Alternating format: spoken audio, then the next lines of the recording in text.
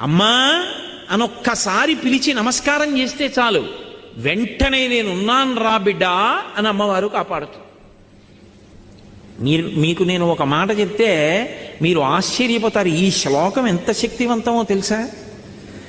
మీరు తప్పించుకోలేనంత పెద్ద ఉపద్రవం వెంట తరివేస్తుంటే వెనకాతల ఏం చెయ్యాలో తెలియనప్పుడు ఈ శ్లోకం జరిగితే చాలా రక్షిస్తుంది అమ్మవారు.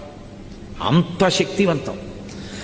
చండీ పరదేవత అనుగ్రహం అంటే అలా ఉంటుంది. అందుకే చండీ చరణవు అని చండీ పరదేవతని స్తోత్రం చేశారు శంకరాచార్యులు వారి ఈ శ్లోకంలో. అటువంటి అమ్మవారి పాదాలు పట్టుకుంటే సంస్కారవంతం చేస్తుంది మనస్సు.